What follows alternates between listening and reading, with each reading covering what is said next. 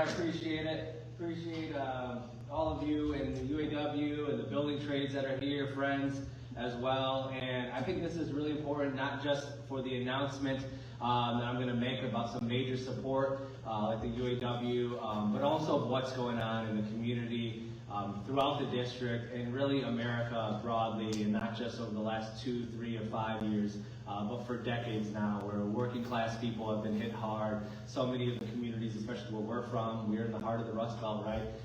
And so I'm really humbled to get this support, but I'm very excited to be playing a role where I can actually have, when we are successful in this campaign, a meaningful role and impact on working people's lives and helping push forward industrial policy that isn't all about the multinational corporations. It's worker-centered, and it helps businesses thrive as well, but ensures good wages and that we have sustainable manufacturing and so forth. So I will talk about that in my remarks, but I'm just really excited. Thank you, Mike, again for those remarks and kicking us off. I appreciate it.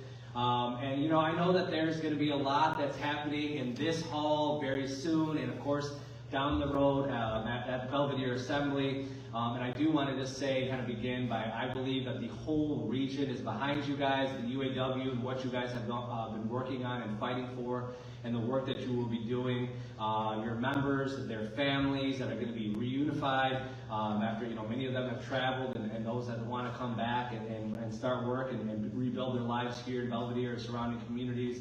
There's a lot of hope that's going to be restored as part of that. And of course, those new economic opportunities that, you know, we have had for many years and we've been lucky to have, but of course, with the idling of the plant that have went away and all that hope has been dashed. So also, you know, building stuff right here in America, in our region, that there's nothing, I think, better to be proud of than that.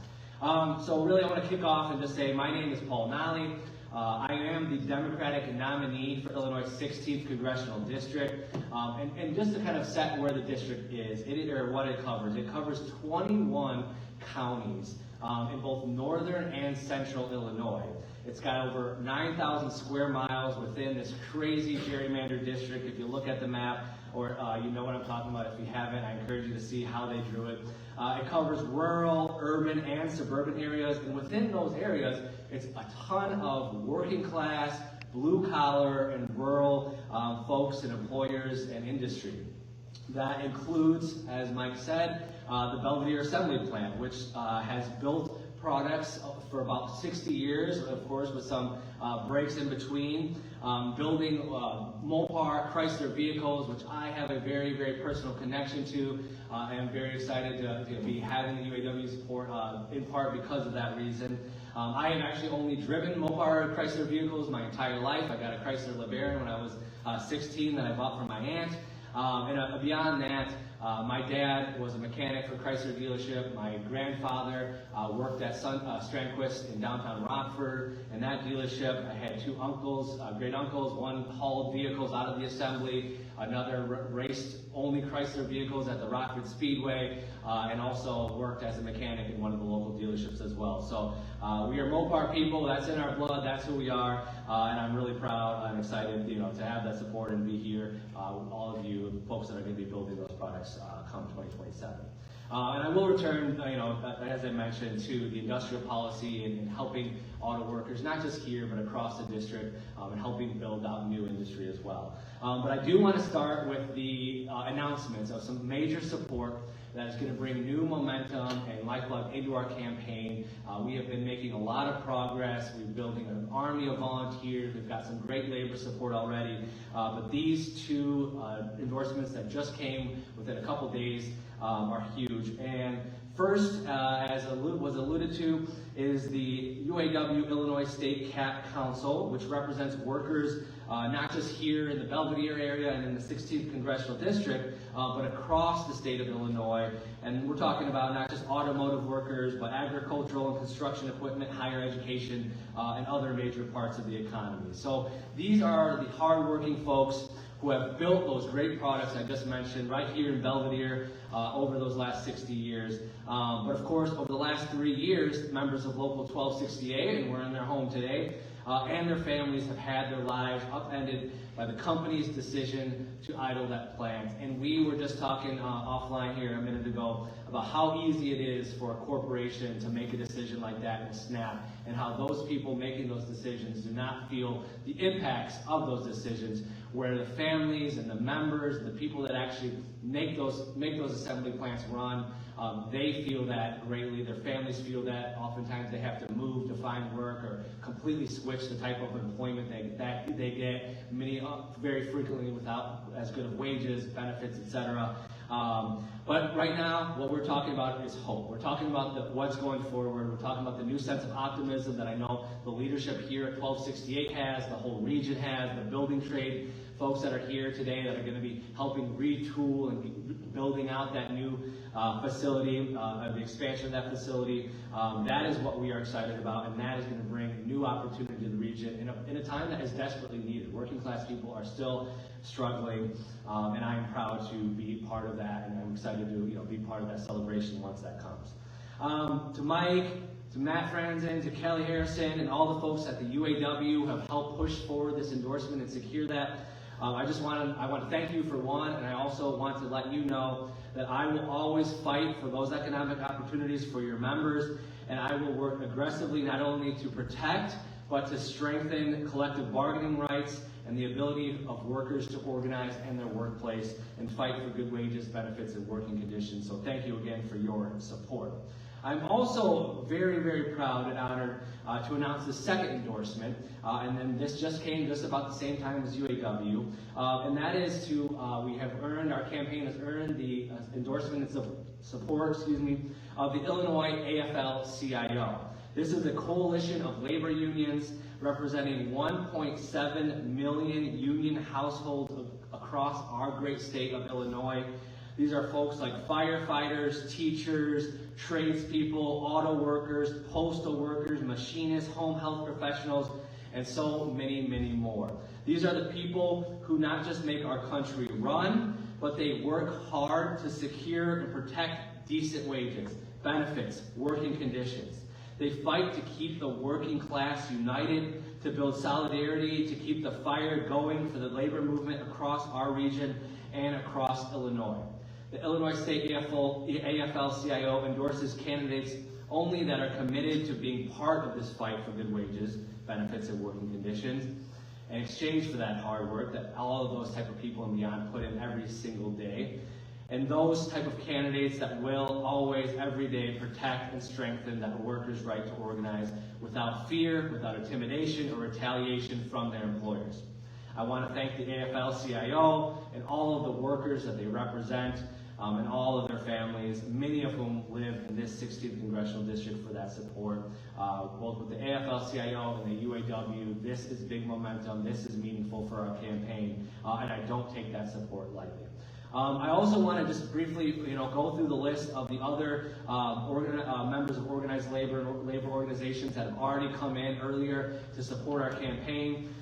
They are starting with the International Association of Bridge, Structural, Ornamental, and Reinforcing Iron Workers, the International Association of Sheet Metal, Air, Rail, and Transportation Workers, the Northwestern Illinois Building and Trades Council, Bricklayers and Allied Craft Workers District Council 1, IBEW Local 364, Iron Workers Local 498, Operative Plasterers and Cement Masons Local 11, Sheet Metal Workers Local 19, Sheet Metal Workers Local 265, they're a new addition as well, and Teamsters Local 325. So this list of endorsements continues to grow day by day. We are working hard to let folks know where we stand, what we're about, and what we will be fighting for, and that is aggressively for workers' rights and to strengthen the labor movement across the board. But I'm very grateful for everyone who's here, who has supported us, and for everyone who will be supporting us in the future. So I want to talk a little bit about policy and the type of things that I'm going to be fighting kind of as the second part of this speech.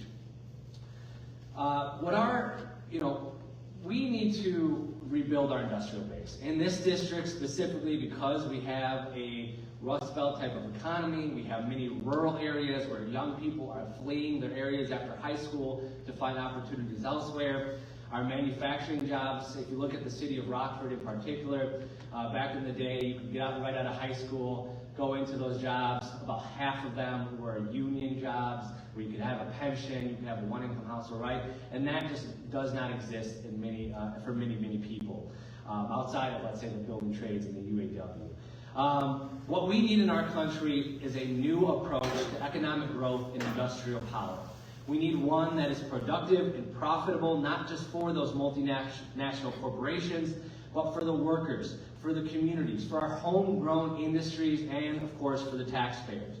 We need solutions and leaders that want to build our country up, not tear it down, not divide us, and not have us fighting over the scraps and fighting and competing against each other just to get a little bit, and if you get ahead, I'm behind. To get to that place, it's going to require massive federal investments, coordinations, and partnerships with industry and labor, and establishing bold but obtainable goals related to both to domestic manufacturing of both the input materials and of the finished products, like the vehicles that your members will be building again soon.